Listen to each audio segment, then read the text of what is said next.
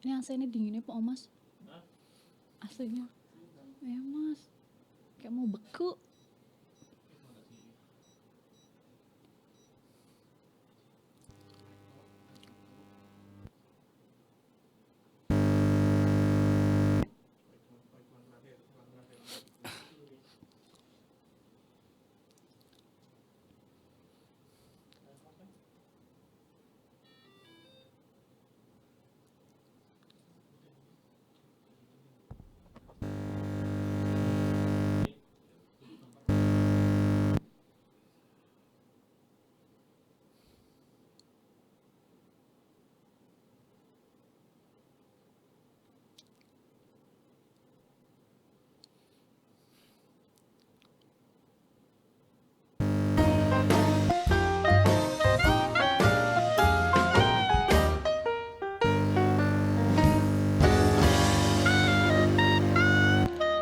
Assalamualaikum warahmatullahi wabarakatuh. Halo pemirsa, jumpa lagi bareng aku di Aku Suma ya di Meja Sudut. Tentunya spesial di live perdana Meja Sudut hari ini. Kita juga menghadirkan narasumber spesial juga. Ini salah satu polisi inspiratif pemirsa yang dari kemarin dia lihat itu banyak artikel ataupun jurnalis yang memuat kisah beliau ya. Jadi ini sudah hadir ada Aibtu Ahmad Syaifuddin SH. Kita sapa dulu, halo Pak Udin. Halo Mbak. Assalamualaikum Pak Waalaikumsalam warahmatullahi Udin. wabarakatuh. Kabar baik Pak ya? Alhamdulillah Mbak. Alhamdulillah baik. Alhamdulillah ini biasanya hari-hari hujan, tapi di hari Jumat yang penuh berkah ini Pak Udin, ini cuacanya panas ya. Jadi untuk masyarakat Pekalongan yang kemarin banjir, semoga hari ini bisa surut gitu ya Pak ya dengan cahaya matahari hari ini hari Jumat gitu. Ya. Ini tadi sudah dia spill ya Pak ya. Jadi dia tuh baca kisah Pak Udin gitu yang menurut dia itu sangat-sangat inspiratif gitu. Salah satu polisi yang punya sekolah pencak silat. Iya Pak, ya betul ya Pak ya. Betul sekali Mbak. Kemarin juga sempat dia lihat juga di salah satu podcastnya Kombes Polri Pak ya. Itu syuting di mana itu Pak? Di Polri TV Mabes Polri. Itu studionya di mana Pak itu Pak? Studionya di daerah Jalan Tronojoyo itu, daerah Mabes Polri Jakarta Pusat. Luar biasa ya Pak ya, polisi tapi masih bisa sharing nih kisah pengalaman hidup yang inspiratif gitu. Tapi sebelum itu Bapak ya, dia tuh pengen tanya, kalau Bapak nggak jadi polisi hari ini, cita-citanya sebetulnya apa Pak? Mungkin cita saya dulu jadi guru mungkin Mbak. Oh guru, aduh tos dulu dong Bapak. Siap Mbak. Ini saya jurusannya guru juga Bapak. Guru ya Pak ya, oke. Tapi kenapa pada akhirnya memutuskan untuk menjadi seorang polisi itu pada saat proses adakah cerita yang dramatis, lucu gitu Bapak? Ini mungkin ceritanya agak dramatis Mbak. Jadi mungkin saya kan dulu sekolahnya di STM di Kendal. Oh di Kendal. Jadi saat itu saya izin mengantarkan teman itu pulang ke rumah ya yang di Limpung. Jadi saat mungkin sekitar tahun 2000-an itu kan ada demo. Berarti kan kita itu kan tidak bisa bergerak kemana-mana. Setiap armada yang jalan itu di demo tidak boleh mengangkut lah. Nah saat itu ada mobil patroli truk besar dari Polres Batang. Terus kita diamankan dari Limpung. Saya kan pulang ke Warung Asem, jadi bisa lewat ke Banyu Putih sampai rumah. Jadi semua dari pedagang juga kan ikut. Jadi berarti berapa ya Mas itu berarti manfaat yang besar sekali untuk Polri, untuk masyarakat sehingga lancar semuanya. Itu kelas berapa itu Pak? Itu sewaktu itu saya masih kelas 3 STM Mbak. Oh 3 STM, terus diangkut sama mobil polisi. Polisi. Terus itu justru cita-cita yang muncul dari situ Pak ya? Iya, jadi Maksudnya ini kok tugas mulia banget. Jadi wah mau nih mulanya saya jadi polisi. Tapi sebelum itu ada nggak Bapak proses yang wah saya mau jadi polisi kan harus punya fisik yang kuat kayak gitu ya Pak ya. Jadi itu Bapak mulai fisik untuk bisa mendaftar polisi ini berarti sejak kapan? Itu mungkin saya kan memang dari dulu hobi olahraga Mbak, dari tingkat sekolah lah. Terus di STM kan alhamdulillah saya bergabung dengan perguruan pencak silat yaitu PPS Beta Komer Pati Putih. Itu di situ banyak untuk seperti pelatihan nafas, pelatihan fisik. Jadi saya gembleng lah itu Mbak, jadi untuk mempersiapkan segala sesuatunya. Oke, ini sebelum dia masuk ke silat ya Bapak ya, tapi kalau dia tanya, balik lagi kita flashback ya Pak ya ke masa lalu Bapak nih. Sebetulnya Bapak tuh waktu kecil gitu tipe anak yang kalem, bandel, apa justru suka berantem gitu Pak? Kalau saya sebenarnya tipe anak yang pendiam dan baik hati mungkin Mbak. Woi, baik hati, Yang rileks, termasuk pendiam. penurut gitu ya Pak Penurut ya, sama orang tua itu saya. penurut sama orang Penurut tua. banget. Tapi kalau boleh tahu Bapak orang mana Bapak aslinya Bapak? Saya itu aslinya lahir di daerah desa terpencil Mbak, yaitu di perbatasan Kabupaten Batang dan Kabupaten Pekalongan, yaitu di desa Pandansari, Kecamatan Warungasem, Kabupaten Batang. Oh Pandansari, Iya, Mbak. ya itu Anak desa Mbak. desa itu ada Deswitanya itu. Oh Pak, ya. itu yang lagi booming itu Mbak. Alhamdulillah. Oke, jadi Pak Udin ini justru masa kecilnya jadi anak yang pendiam, penurut gitu ya Pak ya, dan jadi polisi ini berawal dari ketidaksengajaan ya, karena naik mobil polisi terus muncullah cita-cita polisi gitu ya Pak ya. Woi. Tapi ya Bapak ya, sebelum itu dia mau tanya figur ataupun seseorang yang paling berpengaruh dalam hidup Bapak siapa sih Pak? Kalau untuk figur tentu saja figur dan pahlawan adalah orang tua saya Mbak. Bapak dan Ibu, di mana saya itu 4 saudara. Saya anak sulung, jadi zaman dulu kan segala sesuatu agak susah. Jadi orang tua itu membesarkan anak dengan sifat yang baik lah ibaratnya, terus kan dia tangguh, kuat, bahwa segala sesuatu itu memerlukan pengorbanan, semua itu berproses. Orang tua menasihati saya untuk berpijak pada diri sendiri. Kalau melakukan segala sesuatu harus sungguh-sungguh, dan juga kalau bisa bermanfaat untuk orang lain, dan jangan lupa untuk tinggalkan hal-hal yang dilarang agama, ngoten Mbak. Jadi nasihatnya itu Mbak. Oke, Pak Udin ini anak pertama ya Pak ya? Anak pertama. Anak pertama dari 3 biasanya anak bersaudara. pertama tuh harus kuat gitu, emang betul ya Pak ya? Betul. Mbak. Kenapa Pak? Karena untuk untuk minimal anak pertama itu nanti kan bisa untuk membantu adik-adiknya. Nah, gitu. Jadi role model adik-adiknya gitu ya Pak ya. Tapi 3 bersaudara saat ini sudah itu semua Bapak? Alhamdulillah sudah pada menikah Mbak. Oke Bapak, nah ini kita masuk ke pencak silatnya ya Bapak ya. Ya Pak Udin ya, dia tuh banyak baca artikel nih yang memuat Pak Udin tuh sebagai pembina pencak silat gitu. Itu gimana ceritanya Bapak, sejak kapan? Jadi mungkin untuk tepatnya itu, jadi saya mulai membuka itu sekitar tahun 2017 Mbak. Jadi 2017. sebelum COVID itu juga. Berapa tahun ya Pak berarti? Sudah 2025, 24, 23, 22, 21, 20. Wih, udah mau 1 dekade Pak ya? 8 tahun ya Pak ya? 8 tahun. Gimana terus? Jadi saat itu kan itu kan saya kan dalam arti melaksanakan pengamanan dari kepolisian. Saat itu kan ada mengamankan, ada kejuaraan Popda itu kan pencak silat, ada apa-apa. Oh toh saya kan itu kan punya sertifikat pelatih. Alangkah baiknya saya akan melatih anak-anak juga. Jadi gitu Mbak.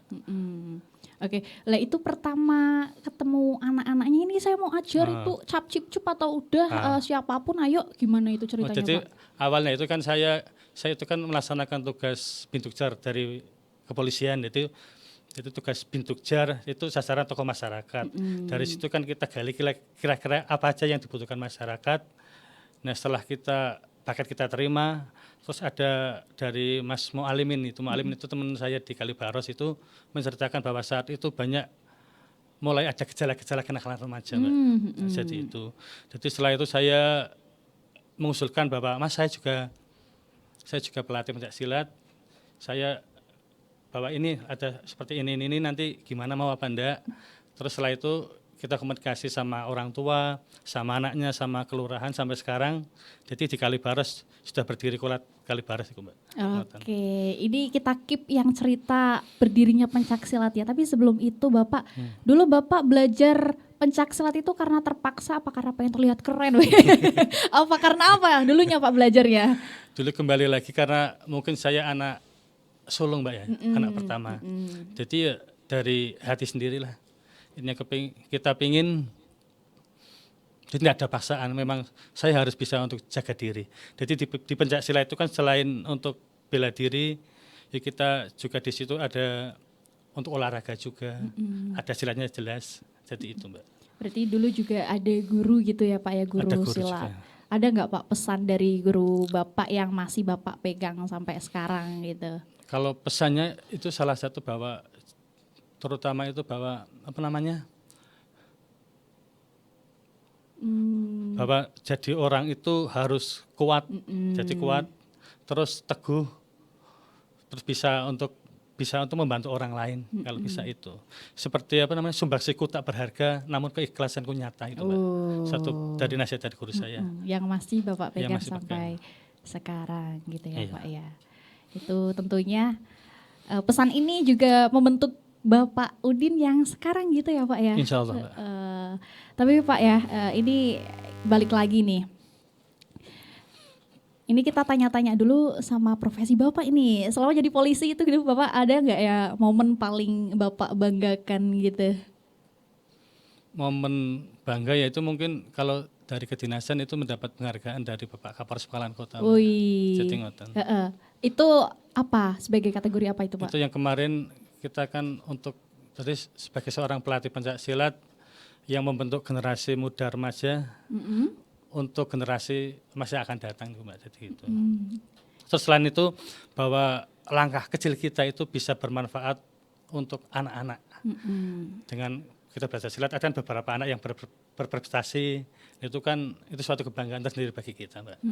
Jadi gitu. Oke, jadi itu Bapak dapat penghargaan langsung dari Kapolres Pekalongan Kota. Oh, Kapolres Pekalongan Kota. Masya Allah, luar biasa ya. Jadi Jalan. tidak salah pemirsa, kita hari ini di live perdana spesial ini kita mengundang Bapak Udin ya, Pak Udin ya.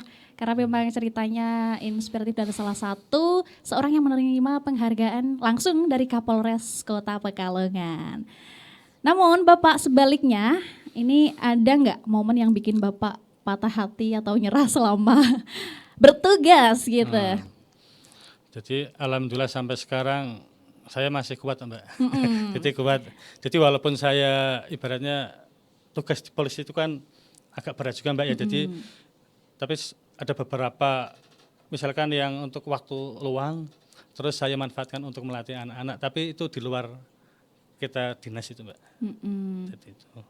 Jadi memang di tengah tugas yang begitu banyak gitu ya Pak ya, kita juga dituntut untuk selalu ada di tengah-tengah masyarakat gitu. Nah ini dia mau tanya lagi, Bapak pernah nggak ngerasa dilema antara tugas negara sama rasa kemanusiaan? Sebagai manusia tetap dilema Mbak ya.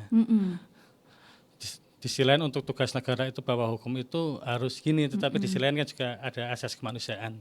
Tapi ada nggak kisah yang bersangkutan dengan itu, dilema nih antara wah tugas negara Pak kemanusiaan, kayak kemarin-kemarin banyak-banyak demo gitu ya Pak ya, itu bingung ini mau bela masyarakat apa, aduh ada dilema kayak gitu selama bertugas gitu Pak? Banyak banget Mbak. Banyak ya Pak, ada. Karena kita kan juga kita juga sebenarnya masyarakat, tapi di sisi lain kita juga aparatur negara. Jadi seperti alat negara, berarti segala sesuatu ya kita walaupun kadang bertentangan, tapi kita tetap pakai batas-batas. Jadi kita tidak asal, tetap ada beberapa batas-batasan Mbak. Tapi di luar itu Bapak pernah nggak ngeneng-ngeneng bahasanya, ngeneng-ngeneng tetangga Bapak, wah sorak popo ini masalah kayak gitu, pernah gak Pak? Ya kadang-kadang juga Mbak. Gimana caranya Pak? Jadi ibaratnya bahwa segala sesuatu itu kan apa namanya, segala sesuatu ibaratnya seperti gini-gini nanti sudah ada bagian represinya. Yang penting kita ya apa namanya, berarti mengarahkan hal yang lebih positif aja ibaratnya. Gitu. Mungkin segala sesuatu itu perlu dirembuk, tidak perlu pakai kekerasan. Itu ada jalur mediasi, ada jalur. Betul gitu ya Pak ya. Jadi apa-apa jangan anarkis gitu Pak ya. Bapak jadi ngedem-gedemi udah. Sedih Mbak. Sedih aduh ada. Apalagi kan warganya kita juga sih ibaratnya. Sedih gitu ya Pak ya. Tapi tantangan terberat selama Bapak bertugas ya di tengah masyarakat yang sekarang ini, tantangan beratnya apa ini Pak? Itu mungkin memberikan pemahaman kepada warga masyarakat terkait dengan mungkin hukum Mbak, bahwa hukum itu ya gini, tetapi kadang kan pemahaman masyarakat kadang belum tentu pas ibaratnya seperti kita ini dilarang gini sebenarnya larangan itu kan bagus, nanti efeknya gini gitu Mbak. Seputar itu Mas. Oke, ini adalah sepenggal cerita ya dari seorang Pak Udin, polisi inspiratif. Nah Pak Udin, setelah ini dia akan tanya-tanya langsung mengenai lahirnya Kolat Kalibaros, tentunya setelah ini usai jeda berikut ini.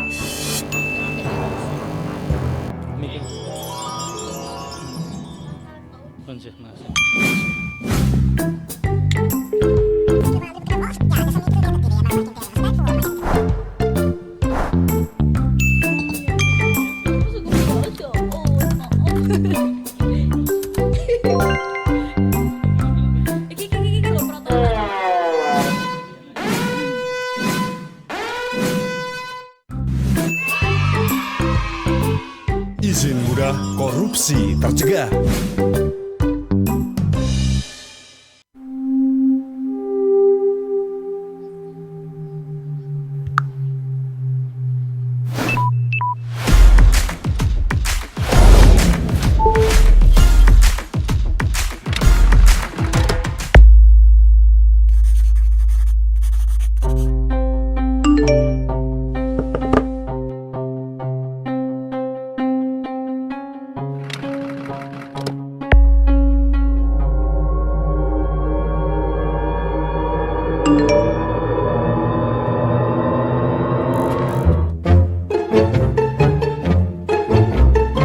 Batasi waktu scrollingmu. Berdasarkan riset, kebiasaan ini dapat menurunkan konsentrasi, mengganggu tidur, dan berdampak buruk bagi kesehatan fisik serta mental. Matikan notifikasimu atau hapus aplikasinya. Kendalikan HP-mu, bukan sebaliknya. Gunakan waktu dengan lebih bijak.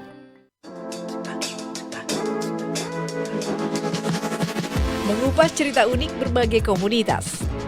Menghadirkan kegiatan dan aktivitas mereka yang beragam dan tanpa batas. Tidak hanya menyajikan potret keberagaman, tapi juga mengungkap semangat kebersamaan. Prestasi yang terakhir diraih apa nih? Juara 3 Warnas NTB. Warnas NTB, luar biasa. Berarti kemarin habis. Saksikan Komunitas Tanpa Batas setiap Sabtu jam 5 sore hanya di Batik TV. Setiap episode menampilkan kegiatan belajar mengajar Al-Quran, memperlihatkan interaksi hangat antara pengajar dan murid, serta proses belajar yang tidak hanya berfokus pada akademik, tetapi juga mengajarkan nilai-nilai moral yang terkandung dalam Al-Quran. Lakum mi bacaan. Bacaan udah sudah kita mengucapkan bertemu mim. Nisa Isa bacaan. Bacaan mat wajib mudah saya coba matabe bertemu menjadi satu kalimat. Panjangnya? Iqra hadir setiap Jumat setengah 6 sore di Batik TV.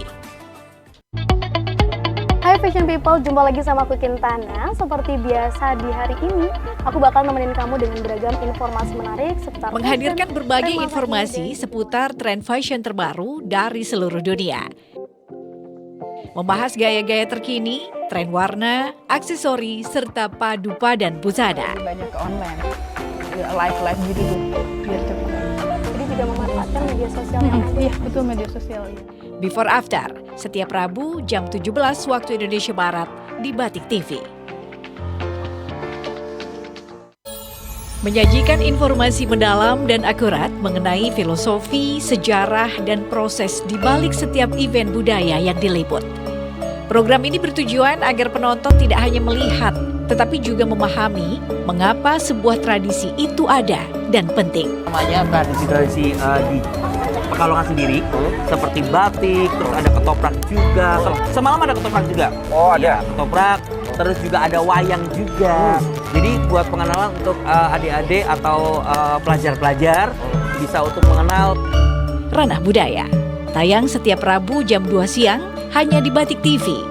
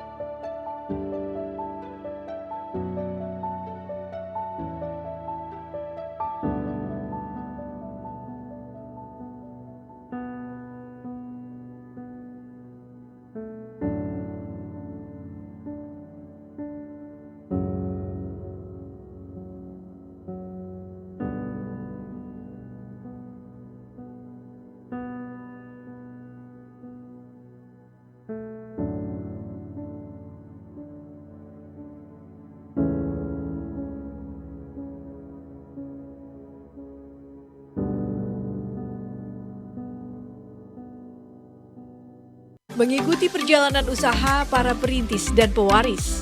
Dari motivasi usaha menjawab tantangan yang ada. Cara membangun visi hingga strategi yang digunakan untuk menghadapi persaingan dan ketidakpastian pasar. Saya memang pengiriman melayani untuk ke seluruh dunia. Ke seluruh dunia? Ya, selama ini juga sudah berjalan. Seperti itu. Peluang hadir di Batik TV setiap Senin jam 6 sore.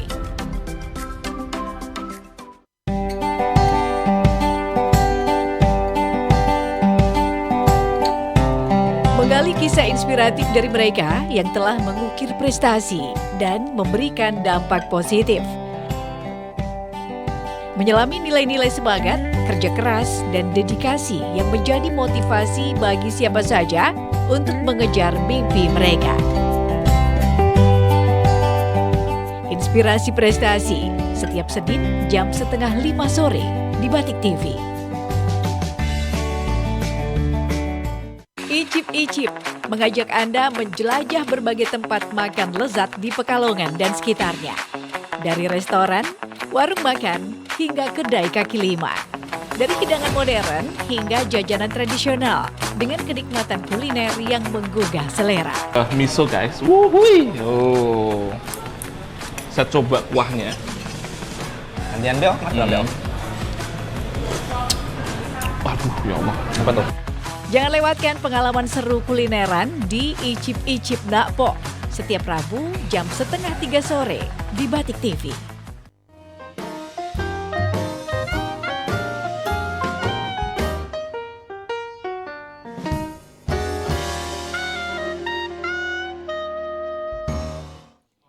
Terima kasih pemirsa, masih setia bareng kami di Kusuma dan tentunya masih bareng Pak Udin. Pak Udin boleh dong dada-dada dulu ke kamera, yeay.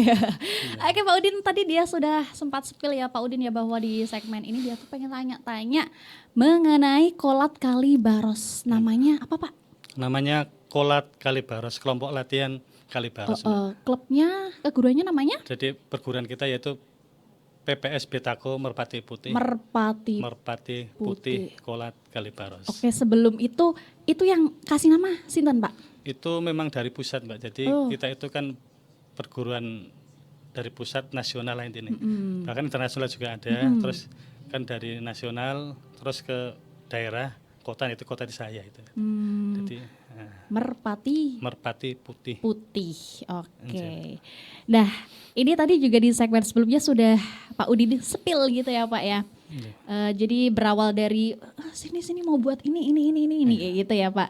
Nah itu sebetulnya muncul karena satu kejadian spesifik atau karena akumulasi dari keresahan-keresahan Bapak melihat remaja-remaja. Gimana Pak ceritanya? Jadi mungkin ada dua Mbak. Jadi saat itu kan dulu saya itu berarti kan itu jadi penasehat di Kelurahan Kalibaros. Itu salah satu ada FKPM, Forum Kemitraan Polisi Masyarakat, yang tugasnya itu menyelesaikan masalah-masalah kecil. Nah saat itu saya sebagai penasehat, terus yang ketuanya itu Mas Nanang Antariksa, wakilnya Mas Mualimin. Jadi dua sosok beliau itu menjadi salah satu latar belakang saya di Kalibaros Mbak. Jadi saat itu kan yang ternyata itu ada kejadian itu anaknya Mas Nanang Antariksa, itu ketua FKPM saya itu kan dulu sempat meninggal karena kasus pembunuhan Mbak. Oh, kasus pembunuhan. Ada itu yang namanya Adik Surya, semoga beliau husnul khotimah Mbak. Husnul khotimah, semoga ditempatkan di tempat yang Amin, terbaik ya Rabbil gitu Pak alamin. ya. Jadi apa? Mesti menelusuri dari beberapa kejadian dan rekonstruksi kejadian. Jadi saat itu mungkin salah pergaulan, terus dia mungkin belum punya basic bela diri, jadi sewaktu di pembunuhan tidak ada perlawanan. Dari situ terus saya menggali informasi lagi ke Mas Mualimin, berarti yang wakil FKPM, bahwa saat itu memang mulai masih ada gejala untuk kenakalan remaja Mbak. Jadi saya mengutarakan kepada tokoh masyarakat tersebut, kira-kira langkah kecil apa yang bisa saya berikan, karena saya mempunyai sertifikat pelatih di perguruan Merpati Putih dan di IPSI, akhirnya saya memberanikan diri dan disambut gembira oleh semua pihak Mbak. Jadi ceritanya gitu Mbak. Ada kejadian spesifik, ada kasus pembunuhan itu termasuk pembelian gitu ya Pak? Apa gimana? Kalau yang pembunuhan itu mungkin saat itu kan dia salah circle pergaulan, Mbak. Terus dimanfaatkan mau ngambil motor karena dipertahankan akhirnya dibunuh. Oh, ini kejadian tahun berapa, Pak? Sekitar mungkin antara 2015-2016an, Mbak. Nah, di Kota Pekalongan. Itu yang meninggal itu anaknya teman saya. Jadi dari situ Dari akhirnya situ, muncul ide, wah ini kayaknya remaja-remaja ini perlu kita alihkan kegiatan positif. Kita arahkan ke hal positif kan. Dan salah satunya adalah pencaksilat ini Pencaksilat. agar apabila mendapatkan perlakuan yang seperti itu ya Pak ya, naudzubillah jangan terjadi kembali, Kalau bisa jangan tapi sampai, bisa membela diri gitu ya Pak minimal ya. membela diri, dia juga mungkin fisiknya kan bagus, kalau kira-kira tidak berani ya mendingan lari lah. Lari gitu Lari ya kan Pak. kenceng karena kita biasa melatih fisik, Mbak. Jadi gitu. Iya Pak ya, oh jadi berawal dari kejadian spesifik kasus ya Pak ya. Kasus. Akhirnya muncul bikin sekolah silat gitu. Sekolah silat. Tapi waktu pertama kali ngajarin silat gratis, ini gratis ya Pak ya? Gratis. Ada nggak Pak yang mungkin temen nyinyir ataupun meremehkan? Ada nggak dulu?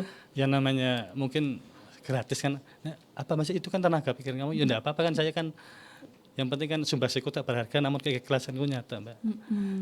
Saya ingin berbakti kepada mungkin masyarakat sebisa saya, karena saya mungkin selain di Polri saya kan bisa mengajar silat, ya saya arahkan ke hal positif untuk anak-anak kita bisa mengurangi kenakalan remaja. Ibaratnya seperti jangan sampai membuli, itu tidak baik. Kita arahkan yang hal baik, yang positif, syukur-syukur bisa berprestasi, Mbak, yang lebih tinggi lagi. Pasti ada ya Pak ya yang ngeremin ataupun julid gitu ya, tapi kembali lagi kita harus fokus dengan tujuan gitu. Jadi Bapak ingat bahwa saya harus ada sumbangsih terhadap ini, jadi apalah perkataan di luar sana buruk tidak saya hiraukan gitu. Betul ya Pak sekali, ya. Oke.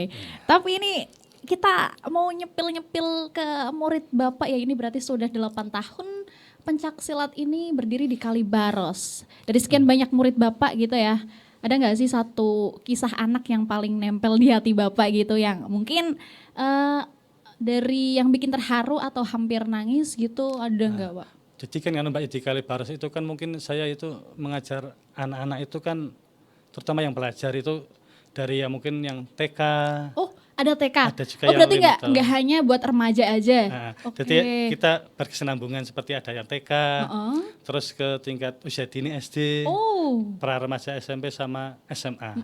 Itu yang paling menempel di hati itu, kadang kita kan ngajar, terus kan ada anak kecil, kadang agak rewel ya, kita kadang selain ngajar kita digendong gitu Mbak. Jadi, Pak polisinya ngomong gitu ya Pak ya. Seperti ngomong.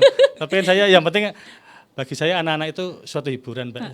Saya juga alhamdulillah punya anak 3. Jadi ibarat seperti mereka itu yang latih ya seperti anak-anak saya sendiri. Jadi saya di situ memposisikan diri sebagai seorang ayah, seorang guru, seorang teman, jadi gitu Mbak.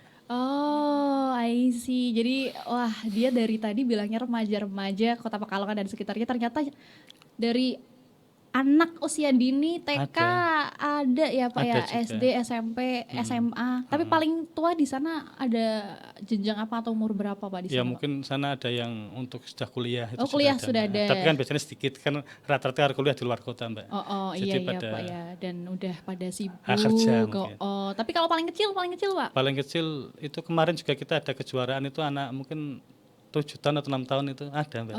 Sekitar 3 anak mungkin ada. Cewek, cowok? Ada yang cowok, ada cewek juga. Oh, ada cewek juga? Iya. Wow, lucu banget ya. Lucu bandel. Jadi di silat Kalibaros itu asik Mbak.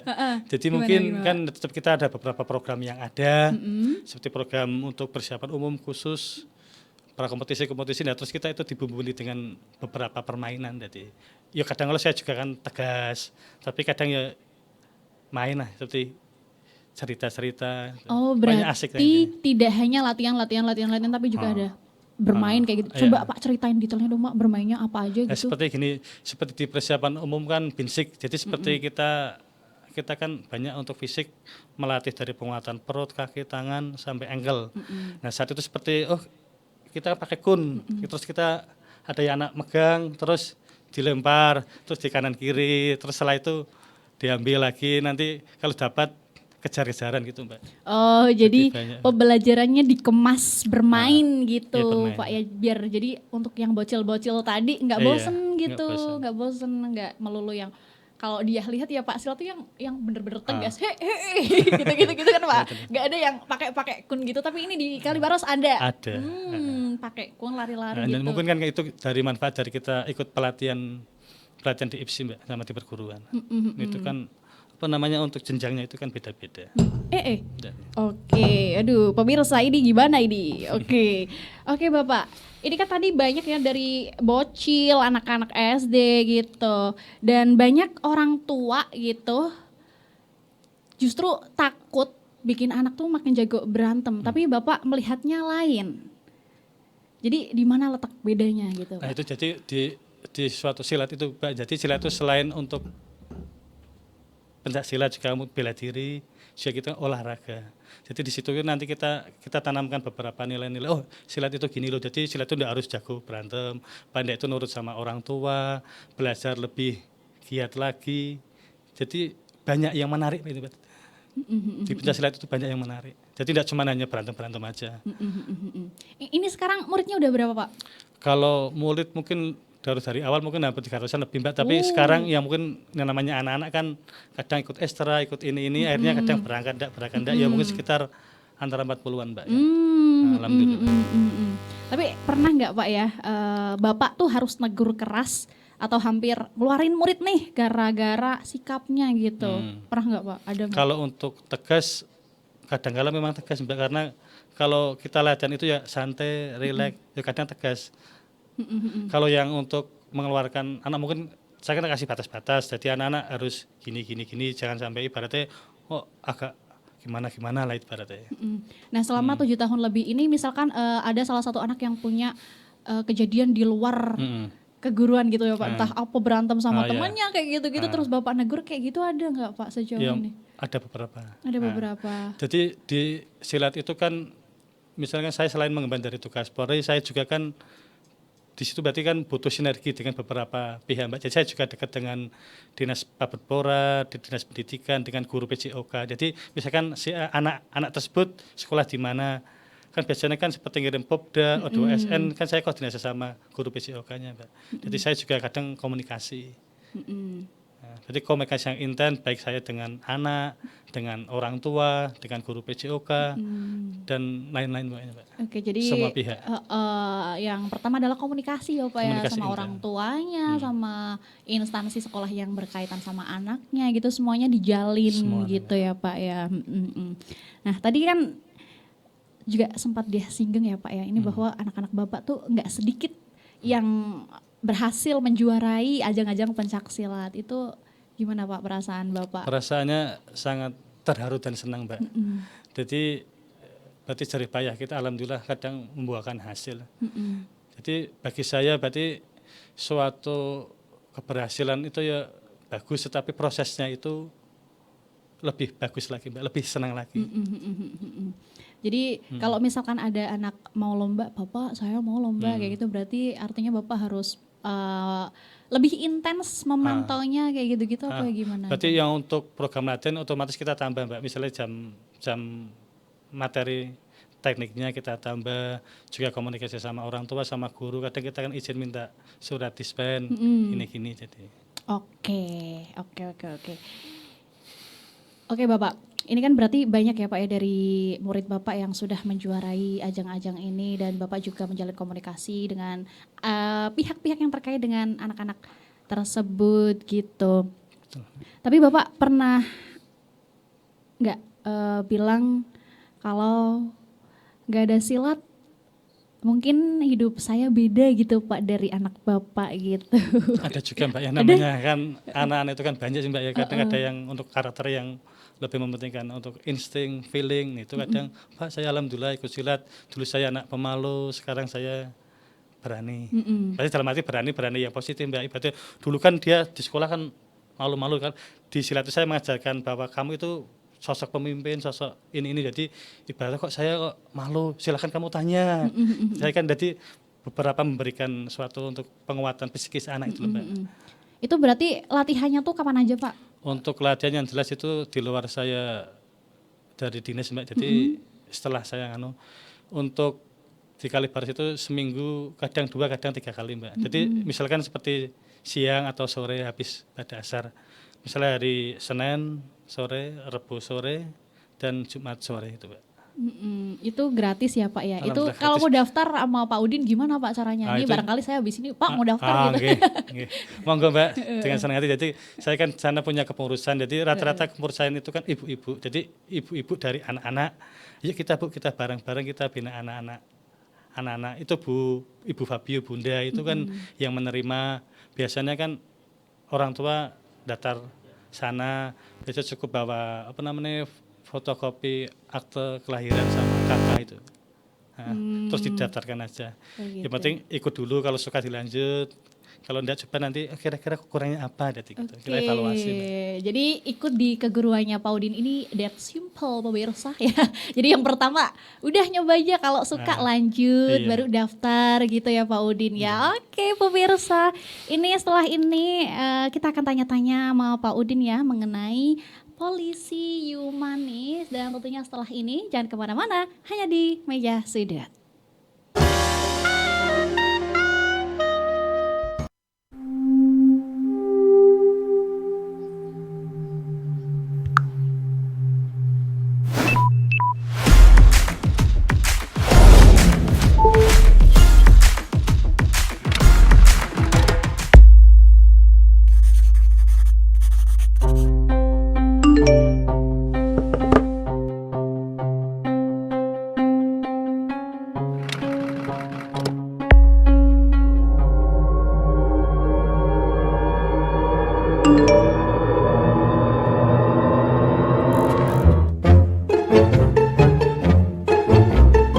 Batasi waktu scrollingmu. Berdasarkan riset, kebiasaan ini dapat menurunkan konsentrasi, mengganggu tidur, dan berdampak buruk bagi kesehatan fisik serta mental. Matikan notifikasimu atau hapus aplikasinya. Kendalikan HP-mu, bukan sebaliknya. Gunakan waktu dengan lebih bijak. Pernahkah kalian memberikan sesuatu di luar dari biaya resmi saat mengurus KTP, KK, akte kelahiran, paspor, SIM, STNK atau BPKB, ijazah, sertifikat tanah, perizinan, dan lain-lain? Itu adalah gratifikasi. Mengapa praktik gratifikasi masih terjadi? Praktik gratifikasi bisa terjadi karena masih ada pihak-pihak yang ingin diistimewakan, meminta perlakuan khusus, dan tidak mengindahkan aturan hukum, atau adanya permintaan gratifikasi dari pegawai negeri atau penyelenggara negara itu sendiri.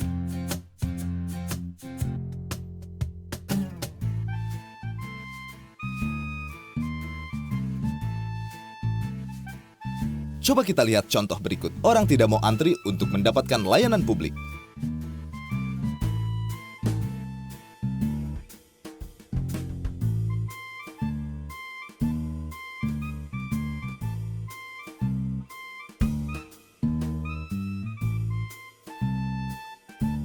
Tidak mau mengikuti prosedur yang sudah ditentukan atau persyaratan tidak lengkap, tapi minta diloloskan.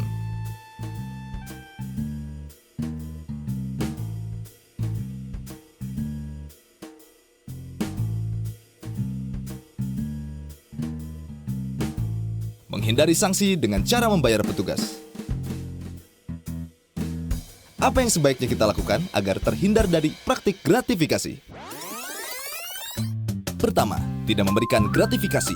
Usahakanlah untuk mengikuti prosedur yang berlaku selama proses pelayanan publik, karena memberikan gratifikasi atau uang pelicin dapat menjadi kebiasaan yang melanggengkan praktik-praktik korupsi. Dengan tidak memberikan gratifikasi kepada pegawai negeri atau penyelenggara negara merupakan wujud peran serta masyarakat dalam pemberantasan korupsi, khususnya gratifikasi, suap, atau uang pelicin. Masyarakat perlu mengetahui berapa biaya resmi yang harus dikeluarkan. Di lain pihak, institusi pelayanan publik secara transparan wajib mencantumkan prosedur yang harus diikuti dan biaya resmi yang harus dikeluarkan. Apabila pegawai negeri atau penyelenggara negara memaksa masyarakat untuk memberikan gratifikasi ilegal, maka masyarakat dapat melaporkannya ke aparat penegak hukum. Masyarakat dapat berperan serta dalam pemberantasan korupsi dengan tidak memberikan gratifikasi ilegal. Jangan beri dan jangan terima gratifikasi ilegal. Laporkan penerimaan gratifikasi melalui gol.kpk.go.id.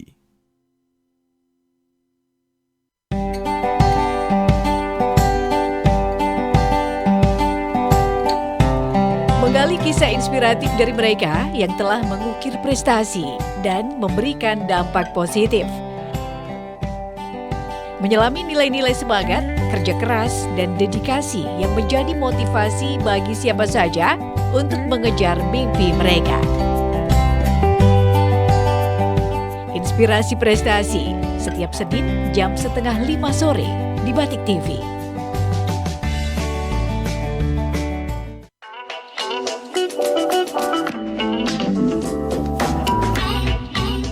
Ikuti perjalanan kami mencari tempat-tempat yang menawarkan ketenangan jiwa dan keindahan alam. Menghadirkan pengalaman relaksasi yang mendalam. Healing, harmoni dalam setiap langkah perjalanan. Hadir setiap minggu jam 5 sore di Batik TV. Mengikuti perjalanan usaha para perintis dan pewaris. Dari motivasi usaha menjawab tantangan yang ada. Cara membangun visi hingga strategi yang digunakan untuk menghadapi persaingan dan ketidakpastian pasar. Saya memang pengiriman melayani untuk ke seluruh dunia. Ke seluruh dunia? Ya, selama ini juga sudah berjalan. Seperti itu. Peluang hadir di Batik TV setiap Senin jam 6 sore. Le Arlan selalu siap dengan segudang pertanyaan yang kocak dan gak masuk otak. Anda yang beruntung bisa menjawab dan berinteraksi, langsung capcus, mangan-mangan dibayari. Lek, nyompat toko sampean, Lek. Tukang ngopo sing hitungannya paling ngambrul. Tukang ngopo sing hitungannya paling ngambrul. Tukang gitu. Tukang. Oke, om. Matahari hadir setiap minggu jam 6:30 malam. Icip-icip mengajak Anda menjelajah berbagai tempat makan lezat di Pekalongan dan sekitarnya. Dari restoran, warung makan, hingga kedai kaki lima. Dari hidangan modern hingga jajanan tradisional dengan kenikmatan kuliner yang menggugah selera. Miso guys, wuhui. Oh, saya coba kuahnya. Gantian Bel, Mas Bel. Aduh, ya Allah. Apa tuh? Jangan lewatkan pengalaman seru kulineran di Icip-Icip Nakpo setiap Rabu jam 2:30 sore di Batik TV.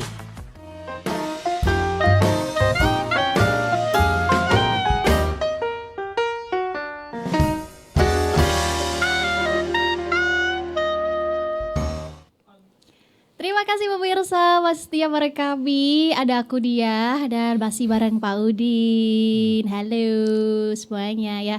Tadi kita sudah dengar banyak cerita dari kisah Pak Udin.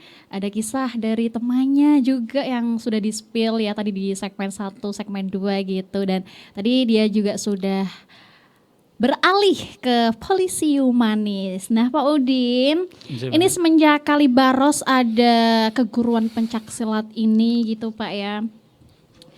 Itu sekarang Pak Udin melihat lingkungannya apakah ada perubahan yang paling kerasa gitu, ada gitu nggak Pak? Untuk sementara mungkin apa namanya, jadi ini semua pihak Mbak ya, yang penting kan langkah kecil kita kan ada beberapa upaya.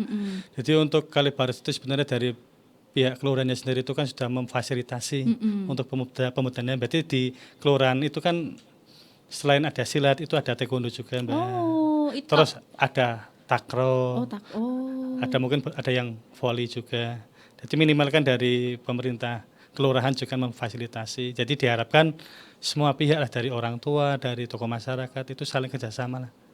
Itu kan berarti Kalibaros Pak. Tapi Iya. itu muridnya harus Kalibaros apa boleh di luar? Tidak boleh semua Mbak. Oh boleh semua. Bahkan ya? murid saya itu selain di Kalibaros ada yang juga dari wilayah Pekalongan Barat. Paling jauh. Pekalongan Selatan. Paling jauh itu sementara itu ditulis Mbak. Oh tulis. Tulis Kandeman itu ada. Tulis Kandeman, saya orang Kandeman ya. Bang. Orang Kandeman. Tulis Kandeman ada. Itu yang murid umur berapa itu Pak? Itu yang umur Itu mungkin kelas 5 sekarang. Kelas 5 SD. 5 SD. Wih, orang tuanya Nah itu juga berarti, ya, Pak ya. maksudnya silat Keren. itu kan yang utama itu berarti selain anak kan juga Support support, orang. dari orang tua itu, Mbak. Betul. Iya. Ya, ibaratnya kelas 5 SD diantar dari Tulis ke Kalibaros buat latihan silat gitu. Itu Kan pengorbanannya orang tuanya keren ya, Pak ya. keren banget. Ya, saya mau latihan kayak gitu naik angkot Pak sendiri, Pak, serius, Pak. Iya, Oke, Bapak. Tapi Bapak ya, menurut Pak Udin ya, di titik yang sekarang hidup ini ya, arti sukses buat Bapak Udin itu apa sih, Pak? Arti sukses itu mungkin proses. Kalau saya itu lebih mengenanya ke prosesnya, Mbak. Proses yang dilihat dari Proses gitu ya. satu proses sukses. Berarti kalau sukses itu misalnya apa yang kita inginkan itu akhirnya kita bisa miliki. Tapi dalam titik ini juga ada nggak Bapak momen terendah dari seorang Pak Udin gitu? Titik terendah. Sementara mungkin belum ada, Mbak. Karena saya menjalani hidup dengan enjoy. Seperti Let air it flow, Enjoy. mengalir saja gitu ya Pak. Jadi wah nggak ada karena misalkan menurut orang lain, sudut pandang orang lain down pun menurut Bapak saya bisa. Saya bisa. Jadi mengalir saja Mengalir gitu. saja. Kalau titik sukses ini benar-benar Pak Udin ngerasa wah ini adalah tahun di mana aku merasa di puncak gitu.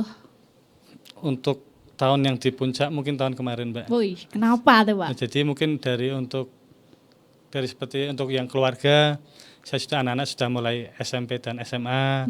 Terus untuk segi Polri, alhamdulillah kemarin dapat penghargaan dari Pak Kapolres, terus bisa podcast di Polri TV. Terus dari saya pelatih pencak silat itu beberapa anak kemarin, berarti akhir tahun 2025 kita alhamdulillah menyabet juara umum 1 di Kajen. Nah, terus kemarin juga kejuaraan Open di Batang awal tahun, berarti sekitar tanggal 4 Januari anak-anak berhasil merebut juara umum 1 juga. Piala Ketua Dispabetpora Kabupaten Batang, Mbak.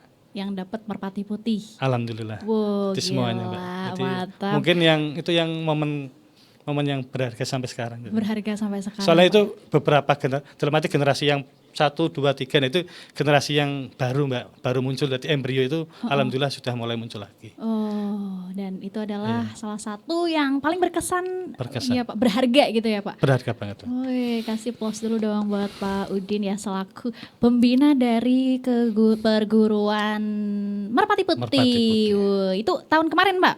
Tahun kemarin. Masih yang akhir tahun 2025 sama awal kemarin aja Januari. Januari berarti. 4 Januari. Oh, baru kemarin aja ya, Pak ya. ya. Di awal 2026 udah langsung alhamdulillah, Pak. Jadi berkat support semuanya dari orang tua, dari guru, dari official sama semuanya, Pak. Oke, ini mungkin pertanyaannya agak mendalam gitu ya, Pak ya. Pak Udin pernah nggak jadi penengah gitu penengah konflik tapi bukan pakai seragam melainkan pakai hati gitu? Dalam hal apa nih, Mbak? Dalam hal mungkin masyarakat, ada konflik masyarakat gitu. Ataupun boleh anak didiknya ada konflik terus kayak gitu, boleh dong. Jadi walaupun anak didik saya, misalkan anak didik saya ada konflik dengan anak lain, tapi walaupun itu tetap saya kan harus mencoba untuk netral, Mbak. Jadi kadang kan tekanan batin. Tekanan batin juga ya. Tapi kan harus netral. Bisa kalau anak saya didik saya salah ya memang salah, saya katakan salah. Tekanan batin, woi. Itu masalah orang Bapak jadi penengah tapi Bapak juga ikutan batin gitu. Karena berat juga ya jadi Pak Udin ya. Berat banget. Tapi dituntut harus netral, harus benar-benar kita keluar netral. Betul Pak ya, apalagi sebagai di lain itu Bapak punya seragam gitu. Jadi walaupun kita tidak seragam tapi kan hati kita sih, Mbak. Jadi harus kita sudah menyatu bahwa jadi penengah, penetralisir. Oke, ini satu pertanyaan lagi Bapak ya, sebelum kita spill the blend yes or no ya. Kalau suatu hari nanti Bapak pensiun gitu, pensiunnya berapa tahun lagi, Pak? Mungkin insya Allah kalau sehat nanti 15 tahun lagi, Mbak. Oh, 15 tahun lagi. Warisan apa yang ingin Bapak tinggalkan? Bukan warisan buat anak ya, Pak ya. Warisan dalam bentuk apa gitu? Untuk masyarakat ataupun untuk keguruannya? Tentunya berarti yang mungkin yang kita bina dari tokoh masyarakat, terus difasilitasi kelurahan itu mungkin tetap berjalan, Mbak. Jadi kan saya kan membentuk asisten pelatih. Jadi misalkan saya sudah sepuh, sudah tua terkait dengan pencak silat mungkin di Kalibaros, saya pengennya tetap ada. Jadi anak yang dulu SD, kan lama-lama sudah SMP, SMA, dewasa itu kalau bisa mungkin digilir apa tetap bahwa latihan di Kota Kalibaros itu masih tetap ada itu, Mbak. Secara untuk pencak silat. Jadi kaderisasi, regenerasi hukumnya wajib ada. Pinginnya itu, Mbak. Betul. Jadi betul Pak, leader yang pernah dia dengar gitu ya, leader yang berhasil itu leader yang bisa menciptakan leader baru gitu. Dan ini gitu, insya Allah Pak ya, semoga Pak ya. Amin. Jadi akan terus ada walaupun nanti Bapak Udin udah pensiun gitu ya, atau mungkin malah setelah pensiun akan fokus di situ. Insya Allah mungkin pinginnya kita di balik layar, Mbak. Balik layar. Kalau sekarang kan masih penggagas. Kedepannya pinginnya ya, jadi sudah mulai saya kan kasih kepercayaan kepada asisten pelatih biar dia itu bisa mengcover lah. Bisa berjalan sendiri gitu ya Pak ya. Tapi alhamdulillah ya kemarin juga pas kejuaraan juga sudah mulai saya lepas, Mbak. Jadi saya hanya di luar, kadang tetap ngandang-ngandangi kalau Pekalongannya itu ngandang-ngandanggi. Oke, Bapak, ini kita akan masuk ke momen ya sesi spill the blend yes or no. Jadi nanti kalau Bapak jawab yes, langsung angkat tangan kanan. No kiri gitu ya Pak. Jadi yang cepat habis itu harus klarifikasi. Ready Bapak? Oke, ready ya. Oke Bapak, ini Pak Udin. Yes or no? Hampir nyerah atau undur diri dari polisi? Yes or no? No, Mbak. No, ya. Ada alasan? Karena jiwa saya dari dulu pengen untuk mengabdi untuk negara, Mbak. Negara dan masyarakat. Dan masyarakat. Oke, lanjut lagi Bapak. Pak Udin, yes or no? Pernah nangis sendirian karena tugas atau kondisi lapangan? No, Mbak. No. Iya. Gak pernah nangis Pak ya? Nggak Harus pernah kuat. Tapi hatinya yang nangis. Tapi hatinya nangis. Tapi kan ada keluar air mata, Mbak. Tapi Pak ya, kalau misalkan mau nangis enggak apa-apa Pak. Karena kadang tuh stigma masyarakat tuh cowok tuh nggak boleh nangis, padahal tuh nggak apa-apa tahu Pak. Aslinya lebih nganu, Mbak.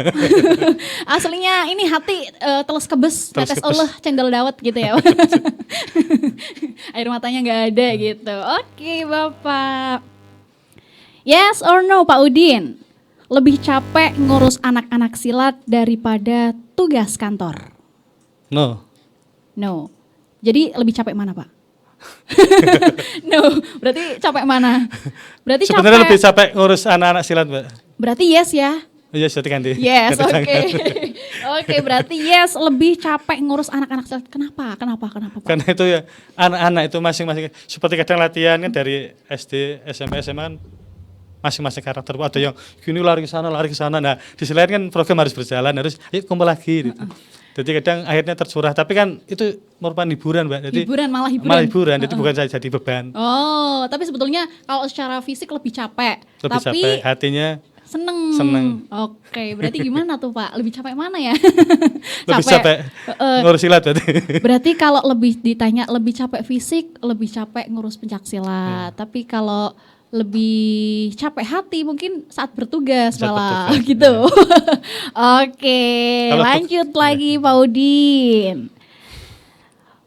Pak Udin, yes or no? Pernah bawa urusan hati ke dalam seragam? Wayu.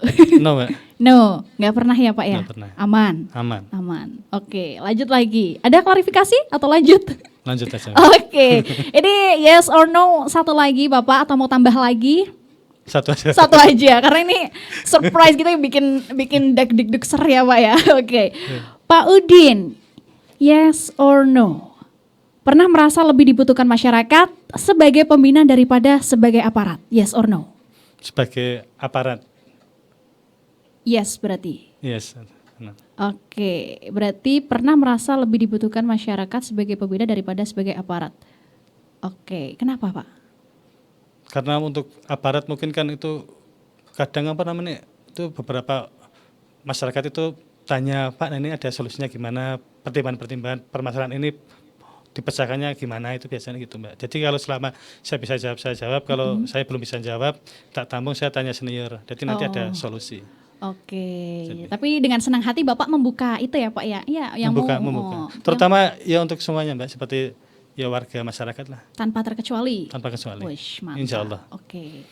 Oke Bapak, ini mungkin ya satu hal yang Pak Udin pengen sampaikan ke anak-anak muda yang sedang salah arah mungkin nih Pak. Ya, kepada anak-anak remaja. Jadi hidup ini sekali, jangan sampai salah dalam pergaulan. Jadi kita arahkan, mesti usahakan ke arah hal yang positif. Berarti urip iku urup, yen wis urup ojo sampai redup. Jadi usahakan hidup itu bermanfaat, menyala. Apabila sudah menyala terus tanpa padam itu. Wih, menyala Pak Udin. Menyala. Oke, luar biasa Pak Udin. Ini kita flashback lagi nih Pak. Kalau boleh berbicara ke diri Pak Udin 20 tahun yang lalu, yang pengen Bapak katakan ke diri Bapak sendiri apa, silahkan. Mungkin saya pengen jadi yang lebih baik lagi Mbak. Jadi lebih baik lagi. Mungkin dalam hal untuk waktu saya untuk keluarga, untuk mungkin untuk keluarga terutama Mbak. Untuk keluarga, lebih baik untuk keluarga. Karena mungkin waktu juga kan di luar banyak ya Pak, lebih selain banyak. Di polisi kan otomatis saya harus totalitas, Yes. terus di silat juga saya harus profesional juga, tapi keluarga juga kan saya juga harus memprioritaskan. Utama juga. Tapi istri ridho Pak ya? Ridho. Ridho dong. Jadi yang penting saya bisa mengatur waktu Mbak. Oke boleh dong Bapak satu kata sederhana ya untuk anak-anak Pekalongan dan sekitarnya, silahkan. Jadi mari kita jaga generasi emas, berarti anak-anak kota Pekalongan itu jadi anak yang baik. Jadi setiap langkah kecil apa yang kita bisa berikan, mari kita manfaatkan, kita gunakan, kita harus loyal, dalam arti loyal, konsisten, mengajarkan hal-hal yang baik pada warga masyarakat. Jadi gitu. Oke, luar biasa. Tepuk tangan untuk Pak Udin. Thank you Pak Udin. Terima kasih banyak sudah hadir di Meja Sudut di live perdana hari ini. Sekali lagi ya, live perdana ini Bapak. Makasih, Thank you so much sudah sharing pengalaman dan juga kisah inspiratif dari seorang Ahmad Syaifuddin SH ya, yang beliau merupakan pendiri dari keguruan Merpati Putih Kalibaros. Luar biasa. Terima kasih Pak Udin sudah hadir di sini, dan untuk pemirsa jangan lupa saksikan terus Meja Sudut hanya di Batik TV setiap hari Jumat. Dan saya Dia Kusuma pamit undur diri. Terima kasih. Wassalamualaikum dan sampai jumpa. Boleh dadah dulu Pak Udin. Thank you pemirsa.